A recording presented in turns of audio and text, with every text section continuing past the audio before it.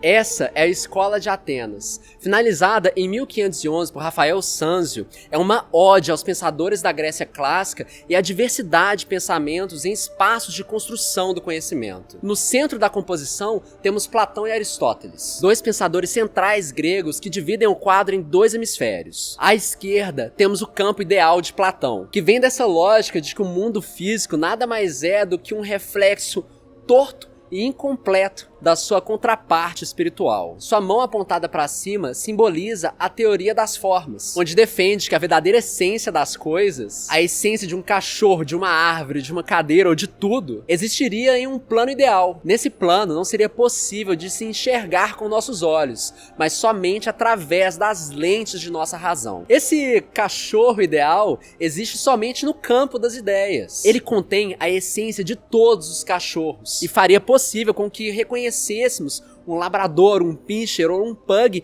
enquanto cachorros, apesar de todas as suas diferenças. Assim, nós já nasceríamos com a noção sobre o que é um cachorro ideal e em como reconhecê-lo em suas contrapartes mundanas. Em suas mãos, Platão carrega um de seus diálogos, o Timeu.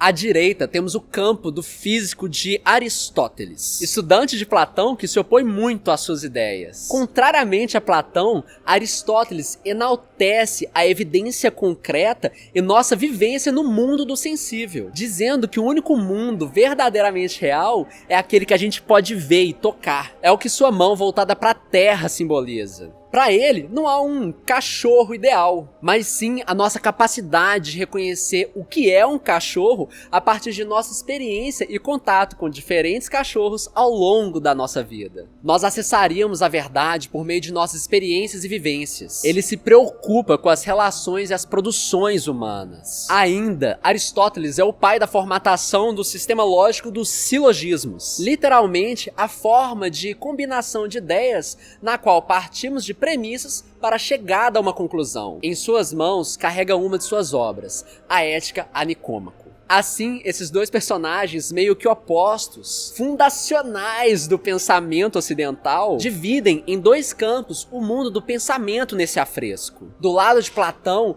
temos dois de seus grandes precursores. Sócrates, seu tutor, aparece gesticulando com os dedos, como se contasse seus argumentos. Ele originou o método socrático, ou dialético, que lhe rendeu a acusação de sofista, lhe deu muitos inimigos e, finalmente, culminou na sua pena de morte pela acusação da corrupção da juventude de sua época. Ainda, Pitágoras aparece sentado num canto, escrevendo em um livro e com estudantes à sua volta. Ele foi fundacional para o pensamento matemático filosófico. Em sua filosofia, ele entendia que todo o universo poderia ser descrito por uma série de relações matemáticas específicas, sendo essa a origem das formas e das ideias. A sua busca pela verdade era uma busca matemática. Sua fala teria sido um dos grandes possibilitadores da teoria das formas de Platão. Já no hemisfério aristotélico do afresco, temos Euclides, que seria o contraponto a Pitágoras. Nascido posteriormente a ele, Euclides refinaria o pensamento dedutivo e realizaria grandes avanços na área da geometria. Assim,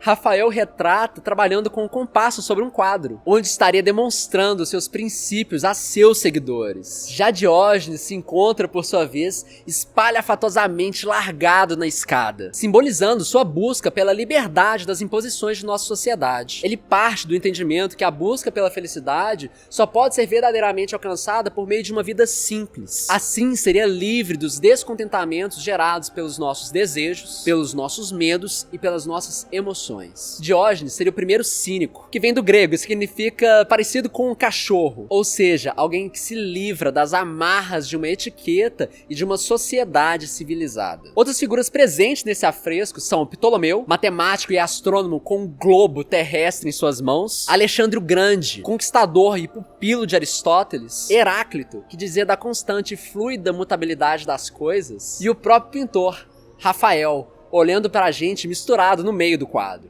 Todas essas personalidades completam um retrato de grupo que, em um lance, é um tratado sobre o berço da filosofia grega que serviu de base para o pensamento científico dos séculos a vir. Mas muito mais do que isso, é uma celebração da diversidade de pensamentos, a coexistência e a troca de pontos de vista distintos e discordantes sobre a realidade humana. Nessa imagem temos pessoas que ativamente discordavam entre si, mas que nem por isso tenham sido menos importantes na construção da nossa sociedade atual. O afresco foi pintado no século XVI, a pedido do Papa Júlio II, e em plena Renascença. Parte de uma obra que ainda continha outros 3 afrescos, Disputa, Parnassus e Virtu et la Legge.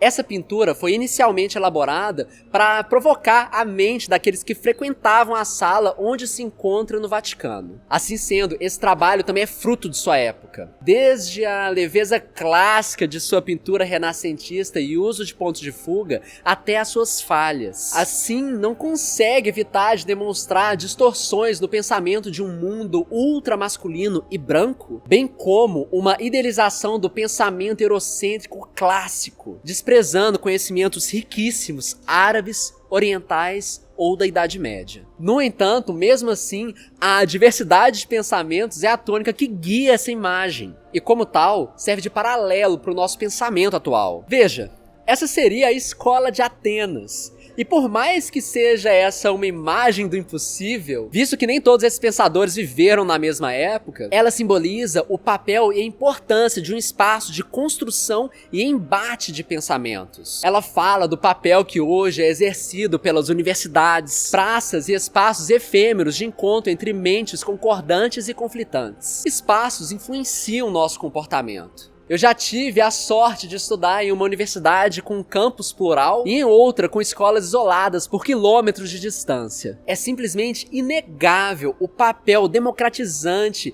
e edificador de caráter e de conhecimento que uma universidade ou campus integrado, unido e multidisciplinar é capaz de gerar. Espaços abertos, campi onde estão situadas diversas escolas e pensamentos distintos, e outros espaços de encontro fazem com que troquemos mais ideias por mudarem a lógica de nossas interações. Fazem com que sejamos constantemente expostos ao outro e, em última instância, absorver a sua essência. Fazem com que participemos de uma construção coletiva do conhecimento, do direito, de nossos valores e da construção de nossas sociedades locais e globais. Eu acho muito louco isso quando a gente pensa no caso da UFMG, né, onde a gente está, porque a UFMG ela foi por muito tempo separada, né? Ela era vários prédios separados, mas todos na região central de Belo Horizonte, né? E a iniciativa de construção do campus veio da ditadura militar. E ele tinha um objetivo de isolar os estudantes numa região afastada do centro, né? Porque muitos dos protestos contra a ditadura aconteciam vindo da UFMG, dos campi que estavam, das unidades que estavam organizadas ali no centro da cidade. E aí teve essa ideia de isolá-las num lugar distante. Uma ideia brilhante, muito só que teve esse efeito colateral, né, de, na verdade, unificar a universidade toda num único espaço, que até para o movimento estudantil e para a organização política dos estudantes da universidade ajudou no fim das contas, porque tá tudo um do lado do outro, né? E não é tão longe assim do centro, né? Assim, então foi meio que um grande tiro no pé. É outro planeta, né? Continua em Belo Horizonte. Não sabia, que sensacional. Foi meio que tiro no pé da ditadura, assim, mas curioso isso, assim. Curioso. Quando universidades são separadas, quando a universidade se torna menos acessível e mais excludente, quando projetos de construção de campi não são concretizados, quando escolas são isoladas umas das outras, e quando o pensamento é cerceado por uma política vil que diz defender a moral, botamos em risco a construção dessa sociedade. Botamos em risco a nossa capacidade de se colocar no lugar do outro. Botamos em risco a lógica plural que nos faz seguir em frente. A metafórica escola de Atenas só foi possível graças à lógica e condições de troca de ideias da democracia grega. Olhando para esse quadro, a gente vê o quanto que cada um desses personagens está ligado ao outro, e o quanto a sua concordância, mas principalmente a sua discordância, foi essencial para a construção de um conhecimento e forma de pensar que ainda rege as nossas interações enquanto sociedade. Nesse quadro vemos o berço da filosofia, mas também da política, da ética, da matemática e do Ocidente, para falar a verdade. Acabar ou dilacerar espaços como essa escola de Atenas é acabar com a nossa possibilidade de impacto no meio em que vivemos e tolher a capacidade de cada um de entender e de construir a si mesmo. É alguns metros. Da mesma forma do ano passado, hoje a gente está inaugurando o Mimimídias de Verão, que a gente resolveu gravar na Universidade Federal de Minas Gerais. E aí que esse lugar que mora no nosso coração. Assim, né? O UFMG é um espaço muito importante pra gente, né? Que é o espaço onde a gente se conheceu, onde a nossa amizade surgiu, né? E também é onde a gente teve a nossa formação, grande parte dela, né? O Léo teve uma formação dividida, né? Mas, e que preparou a gente para o que é hoje, né? Esse desafio de fazer o Mimimídias. Então tudo nasceu nesse lugar aqui. E a gente fez graduação, mestrado, e agora eu e o Tavos, a gente vai começar o doutorado agora. Então é realmente a nossa alma mater do início ao fim. Assim, gente, porque a verdade é que a gente está vivendo nesse momento uma campanha muito bem organizada de desvalorização do espaço da universidade e de tudo isso que a universidade representa. E a gente não pode ficar calado nessa. Porque assim, a sociedade inteira devia estar preocupada com a universidade. Mas se não, isso tem que ser pelo menos uma das nossas causas principais enquanto juventude. Se você já estudou na universidade, essa causa é sua. Se você quer estudar na universidade, essa causa é mais sua ainda. Então sim, a gente vai aproveitar o Mimimídias de Verão para mostrar que a universidade é muito importante. E não só pela educação, mas por tudo que a universidade representa. Ela é espaço de verão também. E a gente tá pensando muito nisso, porque a gente sente que o nosso papel de produtores de conteúdo para a internet, a gente tá no momento em que a internet é usada como justificativa para diminuir a universidade, diminuir o conhecimento produzido na academia, né? E a gente teve até uma fala do nosso provável futuro ministro da Educação, né? Dizendo que o jovem não precisa de ir para a universidade porque ele pode abrir um canal no YouTube.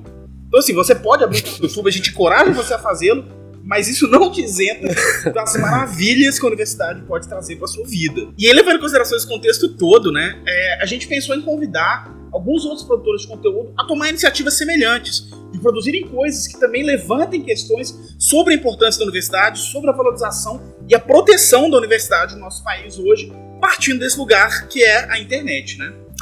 Então, para isso, eu tô convidando o Blablalogia, que é maravilhoso, né? E representa, assim, todos esses comunicadores da ciência aqui no YouTube e em outros lugares. Eu vou convidar o João Carvalho como o representante do YouTube de política, né? Então, toda essa rede de canais e podcasts de política que tá bombando no Brasil aí, então o meu desafio fica pro João. E simbolizando toda essa nossa vizinhança querida dos vídeo ensaios brasileiros, né? Que tem o Antídoto, tem o Quadro em Branco, o Ludo Viajante, essa galera toda. Eu vou convidar o Meteoro Brasil, nossos queridos, que eu tenho certeza que eles têm muita coisa pra falar também. Mas assim, gente, todos os vizinhos estão convidados também. Eles venham, vai ser muito interessante. A gente também tá contando com vocês todos. E aí, galera, tem alguém que você acha que tem que participar disso também? A gente tá desafiando esses 3, mas todo mundo, por favor, se você tá vendo isso, você quer fazer alguma coisa falando sobre a universidade, por favor, você é super bem-vindo na nossa campanha. Só usa a hashtag pra ajudar a gente a te achar. Um grande abraço e até logo.